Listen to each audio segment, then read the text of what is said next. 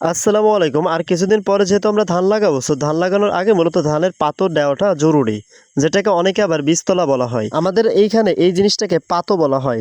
অর্থাৎ আমরা ধানের পাতো দেওয়ার জন্য আমাদের জায়গাটা তৈরি করছিলাম মূলত আজকে, এবং এইখানে ধান ছিটানোর পরে অর্থাৎ পাতো দেওয়ার পরে ঠিক 20 থেকে 25 দিন পরে পুরো দমে ধান লাগানো শুরু করতে হয়। আমরা এবছর টোটাল 4 বিঘা ভুঁইতে অর্থাৎ 52 শতকে আমাদের এখানে 1 বিঘে অর্থাৎ আমরা টোটাল 4 বিঘা ভুঁইতে আমরা এখানে ধান রোপণ করব। সো এর জন্য টোটাল যে পাতো দেওয়া প্রয়োজন অর্থাৎ আনুমানিক 20 থেকে 25 কেজি বা 30 কেজি আনুমানিক ধানের পাতো আমরা এখানে দিব। এবং এখানে পাতো দেওয়ার জন্য সবথেকে বড় যে বাধা সেটা হলো পানির ব্যবস্থা। মূলত এখানে আমাদের সেচ বা পানি দেওয়ার কোনো অপশন ছিল না। এর জন্য এখানে আসলে পাথর দেওয়াটা খুবই কঠিন। মূলত পানি দেওয়ার ব্যবস্থা ছিল বৃষ্টি, কিন্তু কিছুদিন যাবৎ বৃষ্টি তেমন একটা ভারী বৃষ্টি হচ্ছে না, যার কারণে এখানে পানির কোনো সুব্যবস্থা ছিল না। পরবর্তীতে অন্য জমি থেকে আল কেটে মূলত নালি বা ড্রেন কেটে মূলত আমাদের এই জমিতে পানির ব্যবস্থা করা হয়েছে, যার ফলে একটু টাইম লেগেছে পানি আসতে।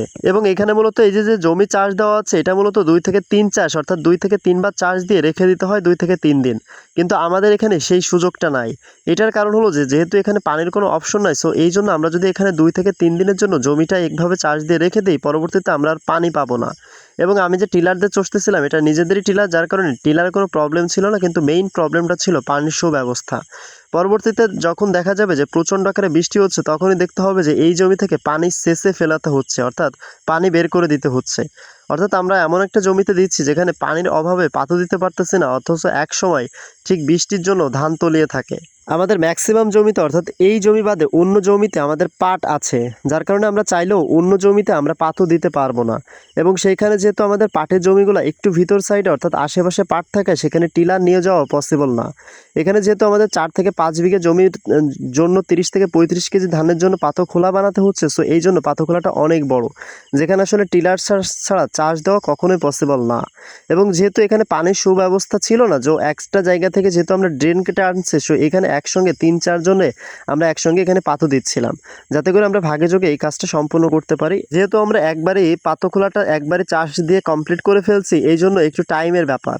অর্থাৎ আমাদের এখানে 5 থেকে 6 বার এই জমিটা চাষ দিতে হবে। কিন্তু যেহেতু প্রচণ্ড গরম, এই গরমেতে আসলে বৃষ্টির একটা সম্ভাবনা দেখা যাচ্ছে, কিন্তু মনে হয় না বৃষ্টি হবে। সেই আশায় বসে থাকলে হচ্ছে না, কিন্তু প্রচণ্ড গরমে আসলে অস্থির হয়ে যেতে হচ্ছে। এবং আমাদের এখানে পাওয়ার টিলার দিয়ে চাষ দেওয়ার ফলে এখানে কাদা কাদা যে অপশনটা আপনারা দেখতে পাচ্ছেন, কিন্তু এখানে পানি যদি আমরা দিয়ে না রাখি, পরবর্তীতে এই জিনিসটা আবার শক্ত হয়ে যাবে। এবং আরেকটা মেন প্রবলেম হয়ে থাকে, সেটা হলো যে চাষ দেওয়ার পরে আমাদের এখানে যে ডেলাগুলো উঁচু হয়ে থাকে অর্থাৎ পানির উপরে যে ডেলাগুলো থাকে, সেগুলো যদি আমরা জাতা বা মই দিয়ে এই ডেলাটা ভেঙে না দিই, তাহলে এই ডেলাটা শুকায় যাবে এই রোদ্রে। এবং এই শুকায় গেলে পরবর্তীতে আমাদের এই হাজার মই দিলেও বা যত ভারী জিনিস দিয়ে আমরা মই দিই, এই ডেলাটা পরবর্তীতে আর ভাঙবে না। সো একটু কষ্টকর হলেও আমাদের জাতা বা মই দিয়ে আমাদের এই ডেলাটা ভেঙে দিতে হবে। এবং এখানে মই দেওয়াটা যে কতটা কষ্টকর, যারা মই দিয়েছে এর আগে তারাই ভালো জানে, কিন্তু যারা মই দেয় না তারা হয়তো বা এই কষ্টটা বুঝতে পারবে না। মই দেওয়াটা অনেক বেশি কষ্টের। যদি এখানে আপনি ভারী কিছু দিয়ে টানেন তাহলে আরও বেশি কষ্টের। আমি এখানে কলা গাছ দিয়ে টেনেছিলাম, যেটা অনেক বেশি ওজন ছিল। এটা আমার জন্য অনেক বেশি কষ্টকর ছিল। তাছাড়া প্রচণ্ড রোদ ছিল যার কারণে, এবং প্রচণ্ড গরম, ভ্যাপসা গরম ছিল, যার কারণে কষ্টটা আরও কয়েকগুণ বৃদ্ধি পেয়েছিল।